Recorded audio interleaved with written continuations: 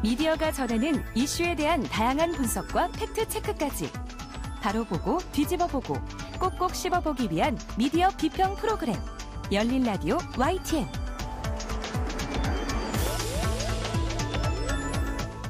네, 미디어 비평 시간입니다. 조수진 국민대 겸임교수와 함께하겠습니다. 안녕하십니까? 네, 안녕하세요. 네. 최근 세계 최대 아동 성착취 다크웹 이 웰컴 투 비디오 운영자 손정우의 미국 송환 불허 결정이 났는데 논란이 좀 많았죠. 네. 최근 각계 단체에서도 비판하는 목소리들이 나오고 있다고요. 네, 최근에 한국 여성 변호사회가 손정우의 미국 송환을 불허한 법원의 결정을 강도 높게 비판하고 나섰는데요. 지난 7월 8일 조선비즈 기사입니다. 기사도 많이 났거든요. 예. 여성 변호사회 손정우 송환 불허 디지털 성범죄 솜방망이 처벌 용인이라는 제목의 기사인데요. 이번 법원의 결정이 디지털 성범죄에 대한 부족한 인식을 드러냈다라고 평을 하고 있습니다. 또 한국일보는 서지영 검사, 손정우 풀어준 판사, 세상 물정 몰라라는 기사의 제목을 달았고요. 네. 같은 날 국민일보도 서지연, 손정우 처벌, 재판부 물정 모르는 도련님 같아라는 제목의 기사를 냈습니다. 이 신문들뿐만 아니라 대부분의 언론 보도가 그렇고요. 국민들의 분노를 좀 잘 대변해주고 있습니다. 다만 그 기사의 흐름이 단체나 전문가의 인터뷰 내용을 그대로 옮겨놓고 끝나는 경우가 있어서 예. 조금은 이제 아쉽다라는 생각은 조금 들었고요. 서지영 검사가 라디오 방송에 출연해서 이야기한 내용이 그냥 처음부터 끝까지 기사 내용으로 옮겨진 경우가 좀 있었거든요. 전문가가 다른 매체에 출연해서 이야기한 내용을 인용은 할 수 있죠. 네. 그런데 이제 거기에 덧붙여서 그 언론사의 논조라든가 그다음에 이 문제에 대한 방향 제시 이런 내용들이 조금 더 있었으면 하는 그런 아쉬움은 좀 있었습니다. 예. 그러니까 더 나아가지 않고 인용에만 그치는 것처럼 언론의 사회적 기능이 좀 아쉬웠다 이런 네. 말씀이시죠. 이번 보도에서 역시 법원의 성인지 감수성에 대한 문제가 지적이 되고 있습니다. 이번 사건을 접하면서 아직도 우리 사회 성인지 감수성이 좀 부족하다 이런 생각을 하게 되더라고요. 네, 이번 손정우 인도 불허 판결에 대해 서울 고등법원 앞에서 규탄 집회도 이어지고 있고요. 예. 또 디지털 범죄자에 대한 솜방망이 처벌에 대한 비판과 담당 판사에 대한 대법관 후보 자격을 박탈해달라라는 국민 청원도 올라와서 이틀 만에 40만 명을 돌파를 했습니다. 또 이번 사건뿐만 아니라 최근 여러 분야 사건에서도 이런 지적들이 많이 나오고 있는데요. 최근에 좀 안타까운 일인데 고 최숙현 선수 사망 사건과 관련해서도 드러나고 있죠. 네. 지난 8일 JTBC 보도인데 마치 지도 관행인 양 체육계 폭행 인지 감수성 낮아라는 제목의 보도입니다.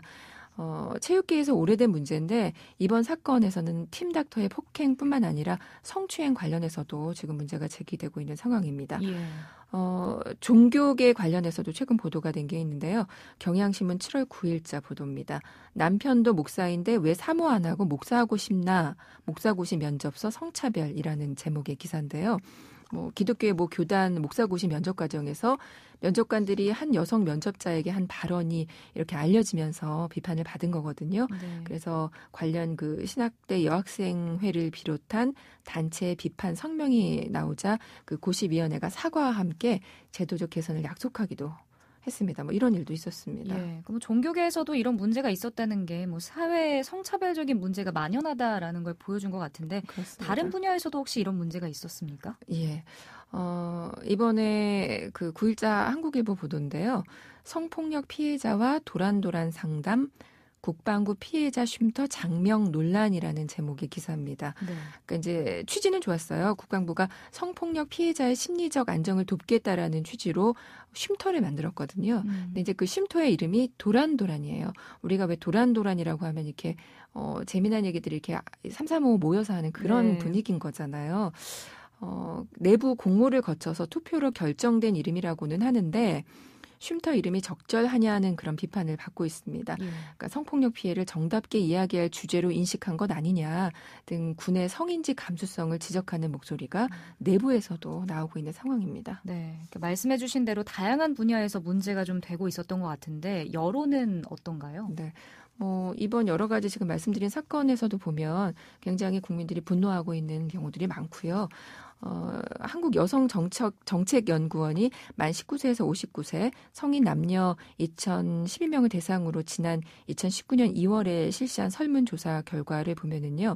재판에서 성폭력 사건을 다루는 데 있어서 76.7%가 성인지 감수성이 필요하다라는 입장을 나타냈습니다. 여성이 조금 더 높았는데요. 여성은 85.8%, 남성은 68%가 성인지 감수성이 필요하다라고 인식하고 있었습니다. 그러니까 역시 여론도 이런 문제들이 좀 심각하다라고 느끼고 있는 거죠. 네, 여기서 한번 좀 짚어보면 좋을 것 같은 게 성인지 감수성, 이 사전적인 의미를 살펴보면 성별 간의 불균형에 대한 이해와 지식을 갖춰서 일상생활 속에서의 성차별적 요소를 감지해내는 민감성이라고 돼 있습니다. 네.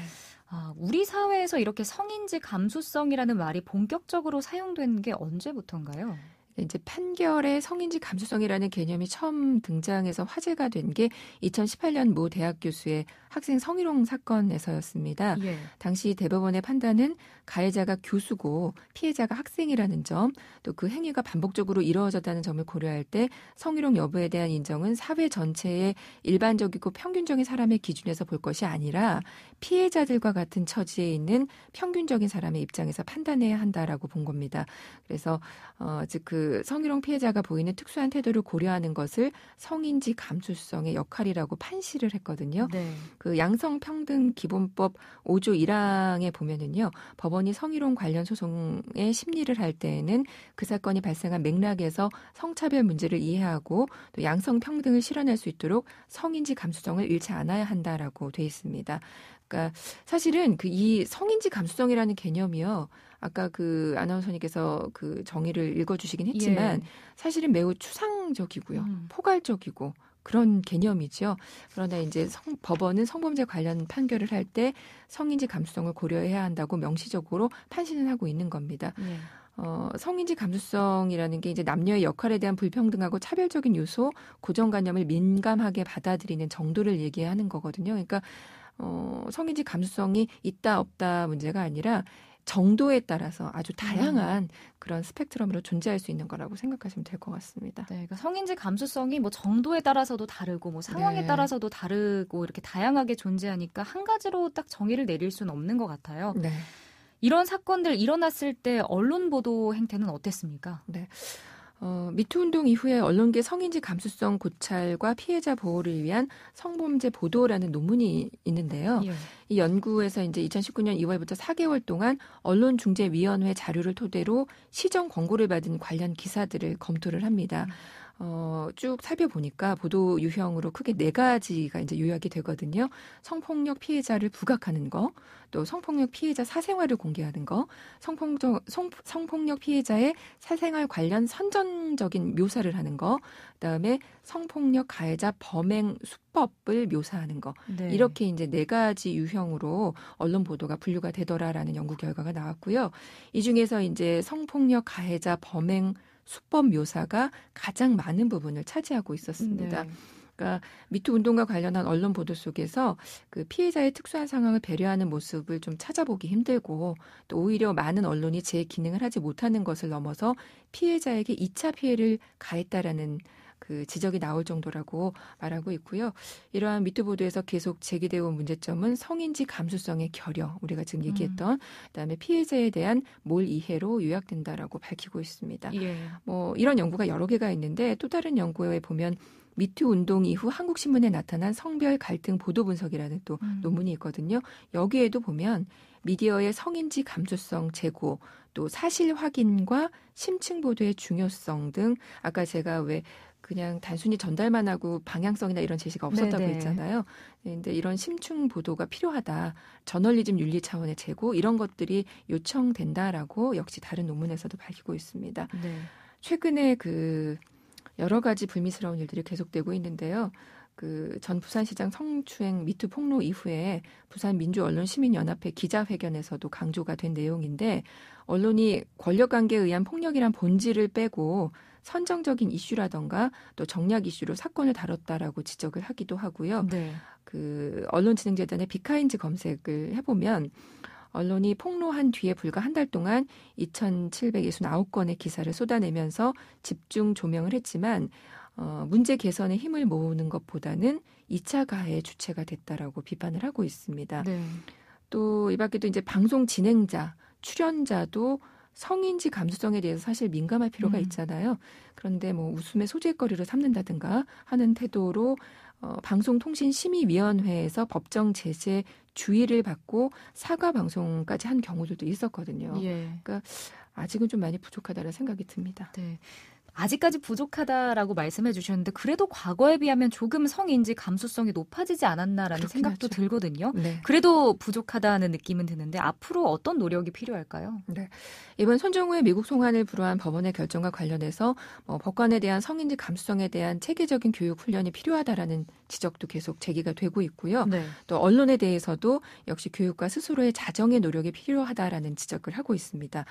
미투 운동 이후에 성폭력 보도 가이드라인 등의 언론 스스로의 자정 움직임이 있었다는 건 사실 굉장히 고무적이기는 합니다. 네. 그렇지만 또 한국기자협회가 사건별 언론 보도 사례와 피해 유형 등 일선 기자들이 무신경하게 간과할 수 있는 사안들을 구체적으로 선별해서 가이드라인을 제시를 했거든요. 예. 이런 게 있긴 한데 여기 보면 이제 단순히 해당 사안을 젠더 감수성에 견지해서 보도하는 것을 넘어서 적극적으로 피해자 보호 제도나 관련 법률 정보, 또 성폭력 예방 프로그램 등 성폭력 예방과 피해 구제를 위한 내용을 적극적으로 보도해야 한다라고 규정하고 있거든요.